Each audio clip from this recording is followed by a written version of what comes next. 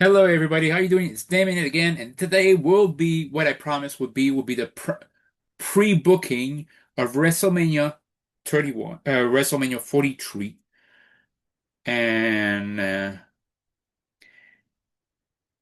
this is where I struggle to find a lot of Hall of Famers. And it's like I would start off basically. I would think the combo of the people I would put in the Hall of Fame would be Brock Lesnar and Sable.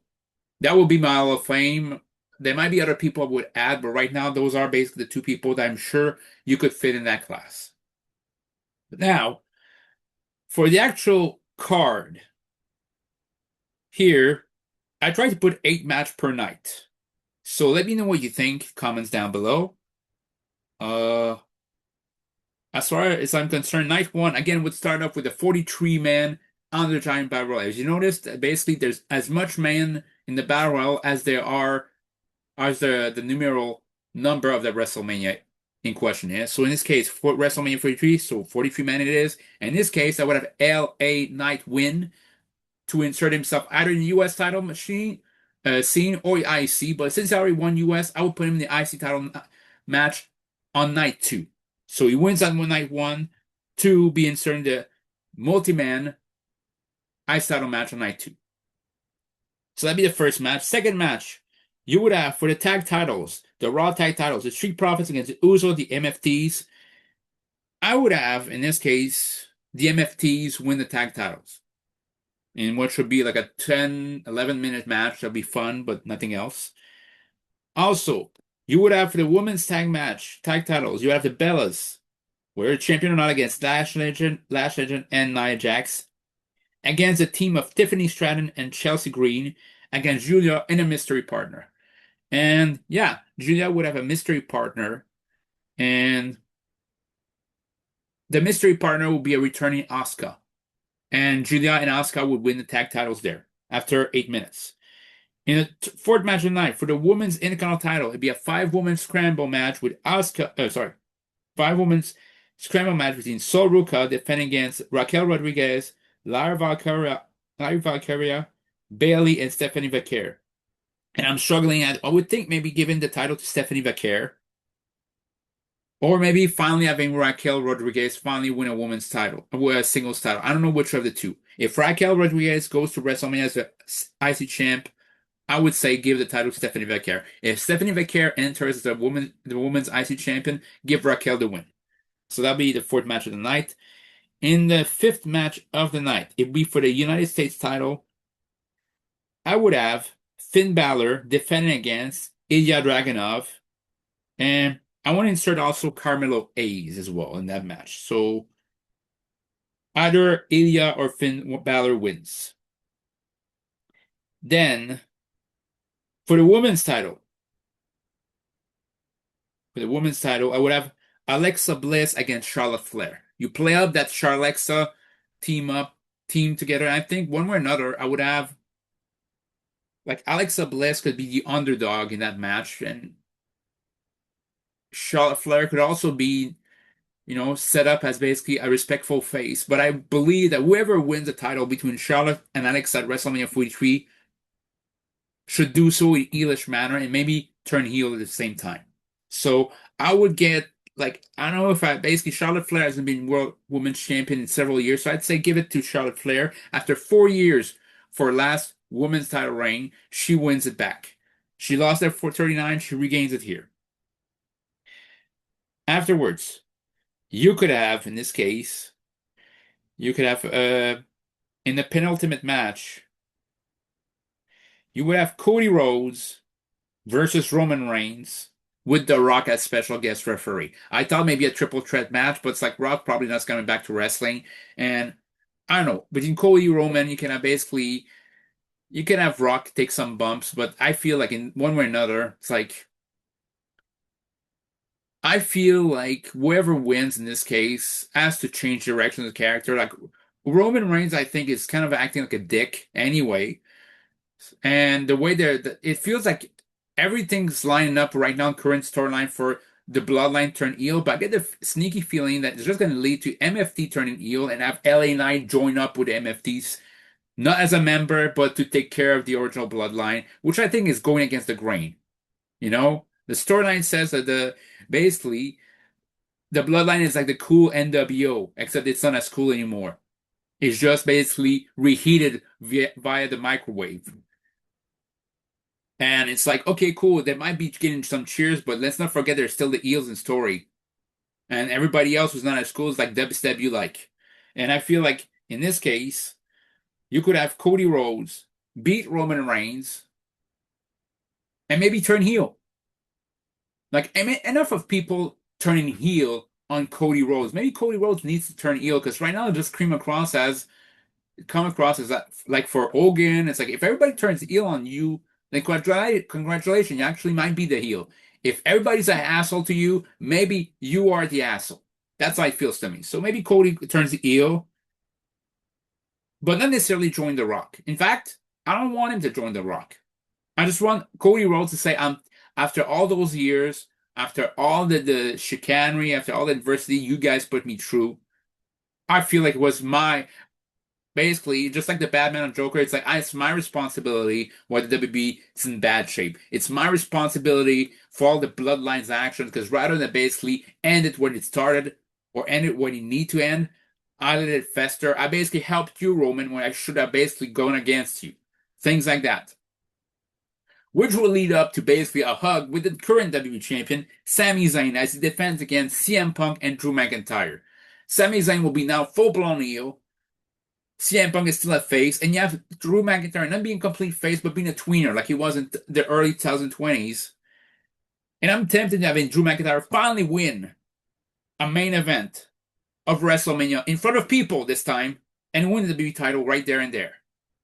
That's how it would end WrestleMania 43 Night 1. Night 2 would begin with the IC title, will be the multi-man match, will be Javon Evans versus LA Knight versus Chad Gable, the current IC champion, versus Ethan Page versus Rusev versus Austin Theory versus Dom Mysterio versus El Grande Americano, and it would end up with LA Knight winning the title.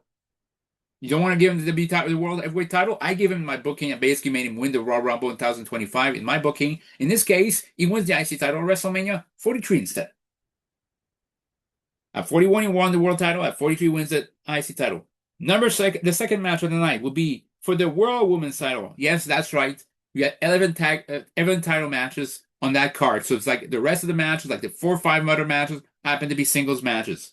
So, or happen to be non-title match. So basically, for the World Women's title, you have Io Sky, who could be defending title against Liv Morgan, against Roxanne Perez, against Becky Lynch. And Io Sky already defended the title, basically kept the title before at WrestleMania 41. Liv Morgan won it the year before. Becky Lynch won it a couple of times, won World Women's title matches at WrestleMania before. So why not have Roxanne Perez eke out a win by pinning Liv Morgan to win the World Women's title right there? And I would have her do it in a way that hasn't been done before. She would cash in her Money in the Bank contract, but she wouldn't cash it at the last minute. She cashed it in advance for WrestleMania. I think that would be a great idea, great storyline that hasn't been done before. People cash in advance, basically say, you know what, I'm cashing in advance at WrestleMania, and I'm not taking it back. I'm not taking it important. She might be tempted, but she says, no, I won't. So that's how I would go about it at WrestleMania. And yeah, for the SmackDown tag titles, you would have the Lucha Bros taking on whichever other team against Miz and Kit Wilson and against Fraxium. And I would have Miz and Kit finally win the tag titles because honestly, Miz has been through some crap. It's been a while since he's been champion, so give him the title there.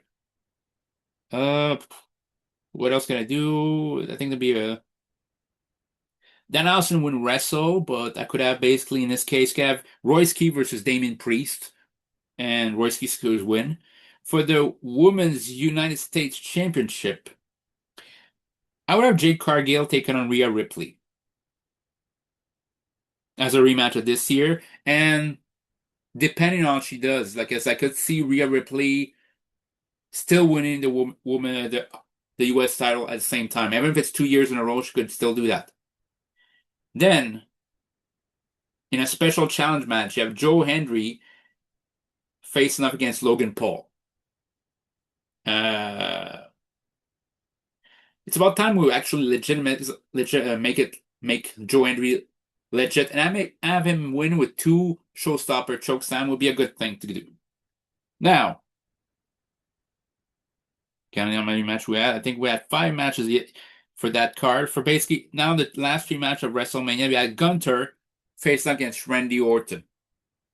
Gunter in his career killer way taking on Randy Orton. I don't know if I want Randy Orton to lose this one. Because honestly, if it's career killer, I would have Randy Orton win. If it's because it's career killer against career killer. If it's a normal singles match with nothing in the line, just singles matches, who's the best, then have Gunter win. But if it's a career versus career, basically, Gunter basically challenger puts Orton's career in the line, then you have Orton win. Because if not, Gunter will be defined by the gimmick. And honestly, truth be told, the lack of reaction that you can get sometimes doesn't justify giving that gimmick. It's as forceful as when people try to make Madison Rain in TNA. Give her all the gimmicks like 6 months, make her hate it, and at the end she was just, she was lukewarm at best. And that's what I feel like. Just give Randy Orton a win there. In the penultimate match, I want to be generation versus generational talent. And a rematch from 2 people who already wrestled at WrestleMania. And that is the Steiners, the Head Shrinkers. Who wrestled? I'll tell you this. It was like Steiners versus Fatu and Samu. You could have basically something similar. Braun Breaker, which is Bronson Steiner, against Jacob Fatu. You have this as the penultimate match. It's for the #1 contendership for the world title. I don't know who I have to win there because it's in the main event at the WrestleMania are 2 facing off. So you could have, I don't know who I would want to have win. Well, who I would want to have win would be Braun Breaker, but you can have Jacob Fatu win as well. In the main event of WrestleMania 43 Night 2 would have Obafemi defending the world title against Seth Rollins. Or you could have the other way around, Seth Rollins defending against Obafemi. One way or another, Obafemi is walking out World Heavyweight Champion. That's for damn sure. So you end WrestleMania, both WrestleMania with Drew McIntyre as WWE Champion and Obafemi as World Heavyweight Champion. So let me know what you think in the comments down below. Thank you once again for listening to my rebooking and pre-booking of WrestleManias. And nothing else to say apart from catch you guys later. And the next videos I intend to do will be basically some that are basically related to wrestling and movies at the same time. About basically what would be the equivalent of a certain wrestler in Hollywood. I'll give you an example. A pretty easy equivalent of a wrestler in Hollywood in terms of basically for Roman Reigns would be Jason Momoa. Because both of them basically have long hair, basically not just they're basically being portrayed as being badass. Basically, they have a certain presence about them, but at the same time, they're good at their spot, but they're not the most dramatic actors. Another one, I'm not gonna give you all of this because I'm gonna do a video about this, but about Mick Foley. What would be the equivalent of Mick Foley in Hollywood? And I always think to myself, there's only one that comes up to it, and it's Silent Bob, aka Kevin Smith. Because both of them are conventional, basically unconventional in the way they approach whether wrestling and movies respectively, but have carved a niche for themselves and attained great amount of success, despite sometimes going against the grain, despite not matching up with the aesthetics of Hollywood. Look at how Kevin Smith racked up success after success after success doing his style. What about Mick Foley? Same thing. It's like, if anybody could, and there's also a bit of self-deprecating humor about themselves, so that's good there. So yeah, there's things like that. And I give you another example that could be used. It's, for example, people can talk about, I'm just trying to see which one. I don't want to spoil all of this, but who else? Like example, Stone Cold Steve Austin. Who could resemble? Jason Statham. Funny, they both teamed up in the Expendable movies, but for example, Jason Statham, you get into which other movies. He's always so cool, and he's always kicking ass. He's an ass-kicking machine in every movie of his, and people line up to see them. So But we all know it's not going to be a movie about art or basically high art. It's all about basically brawls, kicking ass, taking names, taking no prisoners. So that's how I would compare them. So let me know what you think down below. So that we want my next video. And also the top movie videos in movies will also be this. For example, I mentioned this. There's Jay and Silent Bob will be a good movie duo about Jules and Vincent Vega in Pulp Fiction, about Andy Dufresne and Otis Red, basically Tim Robbins and Morgan Freeman in Shawshank Redemption. There's many great duos in movies. Bonnie and Clyde, for example. I'll probably do a video about this. So without further ado, I wish you a great day, and please like, subscribe, and share. Thank you guys. Have a good day.